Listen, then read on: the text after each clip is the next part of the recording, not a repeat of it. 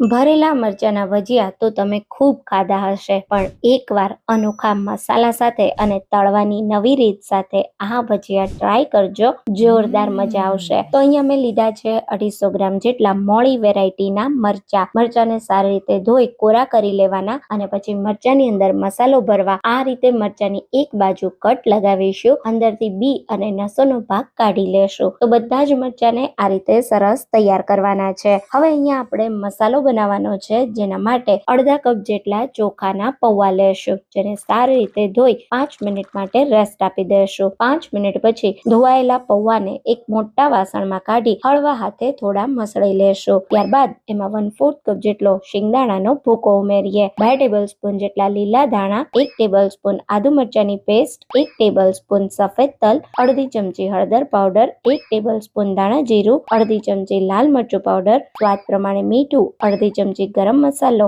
1 tablespoon ખાંડ, 1/2 tablespoon લીંબુનો રસ ઉમેરી બધી જ વસ્તુને સારી રીતે મિક્સ કરીશું। તો ટેસ્ટી અને ચટપટો નવા સ્વાદમાં મસાલો તૈયાર છે। તો હવે તૈયાર કરેલા મસાલાને આ રીતે આપણે મરચાની અંદર ભરી લેવાનો છે। બધા જ મરચાને આ રીતે મસાલા સાથે ભરીને તૈયાર કરી લેશું। હવે ભજીયાનું ખીરું તૈયાર કરવા 1/2 કપ ચણાનો લોટ લેશું, એમાં સ્વાદ પ્રમાણે મીઠું, 1/4 ટીસ્પૂન હળદર પાવડર, 1/4 ટીસ્પૂન અજમો ઉમેરી સારી રીતે મિક્સ કરીશું। થોડું પાણી ઉમેરી આ રીતનું મીડિયમ ગાંઠા વગરનું ખીરું બનાવીશું। તૈયાર કરેલા ખીરાને કોઈ એક ગ્લાસમાં ભરી દેશું અને હવે ગ્લાસની અંદર આપણે આ રીતે ભરેલા મરચાને ડીપ કરીશું, એટલે એકદમ સરસ ભજીયા પર ચણાના લોટનું કોટિંગ થશે। તો આ રીતે સરસ મરચાને બેટરમાં ડીપ કરી હળવા હાથે ઉપર લેશું અને ગરમ તેલમાં તરત જ ઉમેરતા જશું। આ રીતે ભરેલા મરચાના ભજીયા બનાવશો તો એકદમ સરસ પરફેક્ટ જ બનશે। તો કડાઈમાં સમાય એટલા ભજીયાને ઉમેરી